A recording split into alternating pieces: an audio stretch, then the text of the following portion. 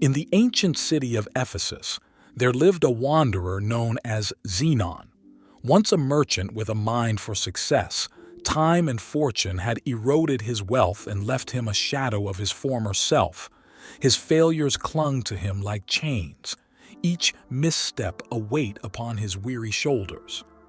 Zenon's very existence became a question mark in his narrative of life. One day, as Zenon traversed the market square, his eyes vacant, his heart numb, he overheard a conversation that would alter the course of his life. Two men, deep in debate, discussed a philosophical concept that one claimed could make a man doubt his own existence. In the garden of the mind lies a concept so profound that it makes you question the very fabric of reality, one of the men said with a spark in his eyes. Intrigued, Zenon approached the men. "Please, sirs," he implored. "I am a man adrift in life, haunted by my failures. Share with me this concept." The men, philosophers from the school of Stoicism, regarded Zenon with a mixture of curiosity and compassion. "You speak of doubt in existence," one philosopher began, "but Stoicism teaches us of the inner citadel, a fortress of the mind that is impregnable to external misfortunes." Zenon's gaze was steady, his interest piqued. And how does one build such a citadel? Through the understanding that you are a small part of nature and that your existence, your essence, is defined not by external events but by your judgments and actions, the philosopher continued. Zenon, however, was not satisfied. But how does this make one doubt their existence? The other philosopher chimed in. When you realize that the you affected by failures is but a perception, a mere impression, you begin to see that your true self, the rational and virtuous self, remains untouched. It is this self that truly exists, while all else is transient and questionable. Click subscriber to this channel to get more profound Stoic wisdom. Zenon felt the weight of their words, and a seed of doubt was sown. He expressed his gratitude and wandered out of the city into the wilderness to ponder these revelations. Weeks turned to months as Zenon lived in solitude, contemplating the Stoic teachings. Gradually, he constructed his inner citadel, realizing that his failures were outside his essence. He wrestled with the idea that the Zenon who had failed was but a construct, a shadow cast by mistaken beliefs and misplaced values. One stormy night, as Zenon meditated in his makeshift shelter, an epiphany struck him with the force of the thunder that cracked the sky. He saw that the failures he had identified with were not him. They were events, indifferent and impersonal. It was his judgments about them that caused his suffering. Armed with this newfound insight, Zenon decided to return to society, to test his inner citadel against the challenges of life. He took up the role of a teacher, sharing the wisdom he had gleaned from the Stoics and his journey within. But his trials were far from over. One of his former associates, Demas, now a successful merchant, sought to humiliate Zenon, to expose him as a fraud and a failure in front of the very city that had witnessed his downfall. The triumph of the inner citadel. Demas's plan was cunning. He invited Zenon to a grand banquet under the guise of reconciliation and the celebration of Zenon's newfound wisdom. Unbeknownst to Zenon, Demas had arranged for a series of provocations to unravel Zenon's stoic serenity in front of the city's elite. As Zenon entered the banquet hall, a hush fell over the crowd. His gaze was calm, betraying no hint of the inner turmoil he had once battled. Demas greeted him with a sardonic smile and led him to the head table. The feast commenced with Demas asking Zenon to share his insights on Stoicism and the nature of existence. Zenon spoke eloquently, his words flowing like a gentle stream, touching on the impermanence of external goods and the permanence of virtue. As the night wore on, Demas's provocations began. First, he presented Zenon with a gift, a broken scale, a symbol of Zenon's past failures in trade. The crowd awaited Zenon's reaction with bated breath. Zenon accepted the gift with grace, holding it aloft. "Thank you, Demas. This scale indeed reminds me of past ventures, not as failures, but as lessons that have led me to the wealth of wisdom, far greater than any material gain."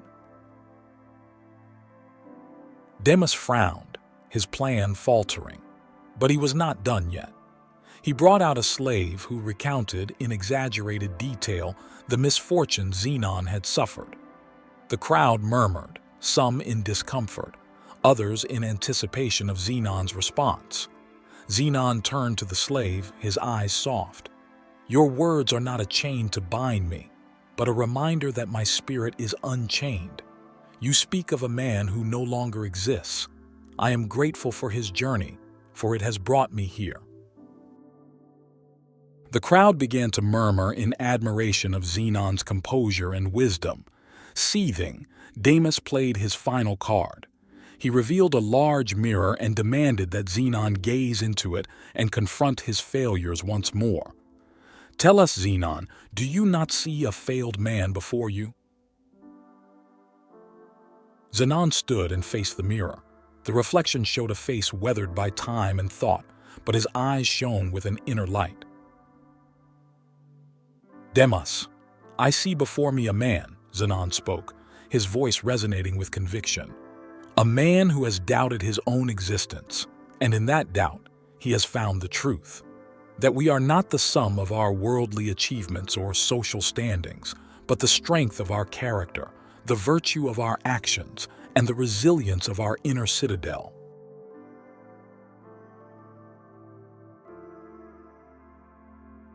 A silence enveloped the room, profound and all-encompassing. Demas looked away, his machinations undone. The guests, moved by Zenon's composure and the depth of his philosophy, erupted into applause. Zenon had not only preserved his inner peace, but had also won the respect of those who had once pitied or scorned him. Zenon's story unfolds the Stoic wisdom that our existence is not tied to the ephemeral nature of external successes or failures.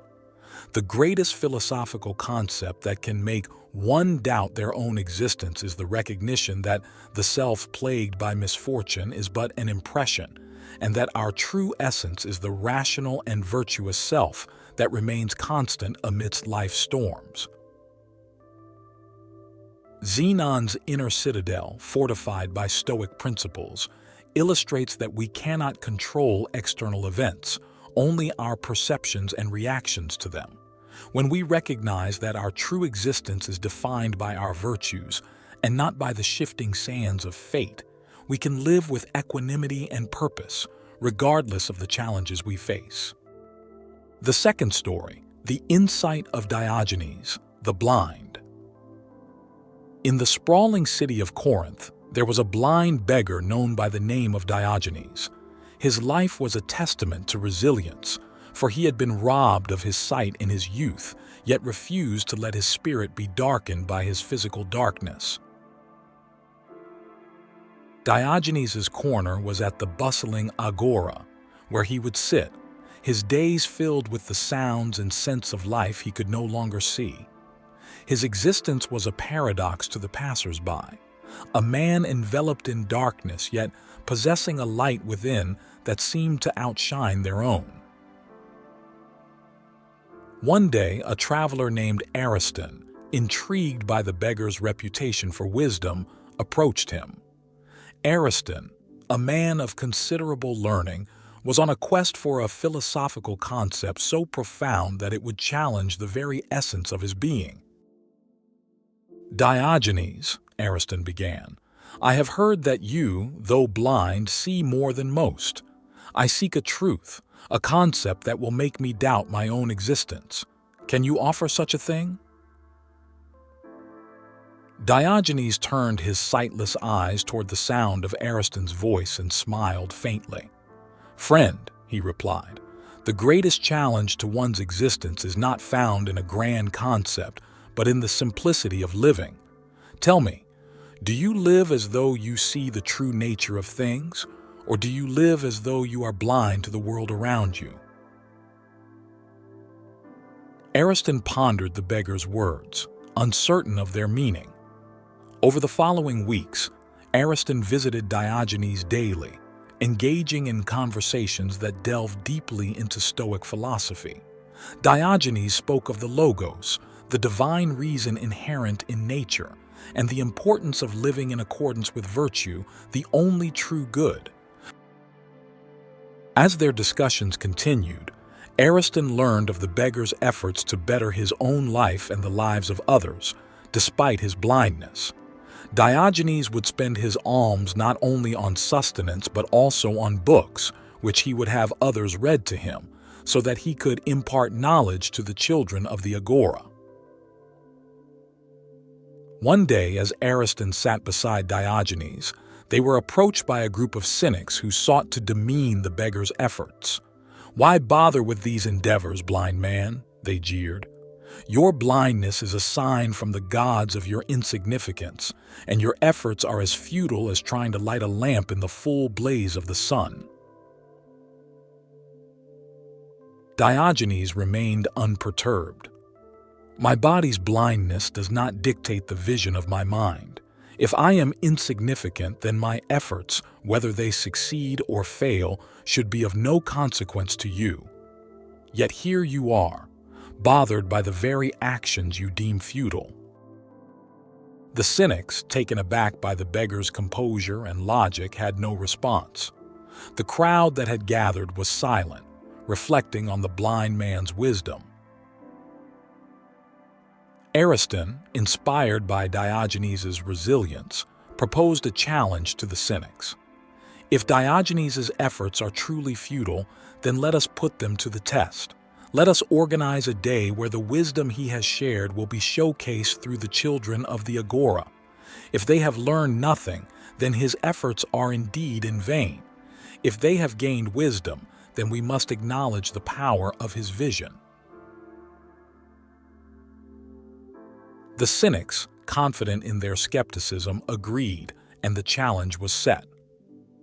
Ariston and Diogenes worked tirelessly to prepare the children for the day of the showcase, which would put the blind beggar's efforts to the ultimate test.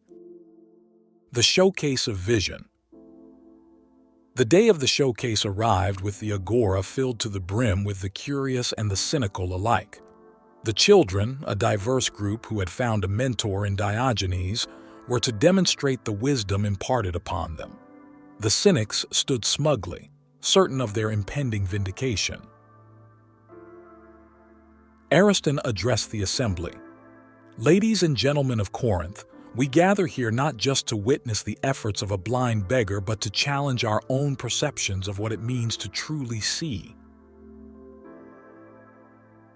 The first child stepped forward, a girl named Althea, who had been known for her quick temper. She recounted a dispute she had been in with a peer, and how, invoking the Stoic principles Diogenes taught her, she controlled her anger and sought a peaceful resolution. The crowd murmured, impressed by the young girl's maturity and composure.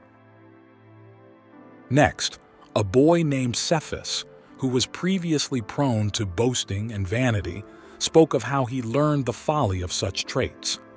He had given away his prized possession, a beautiful cloak, to a man shivering in the cold, finding greater warmth in the act of kindness than the cloak ever provided. As more children shared their stories, the cynic's confidence began to waver.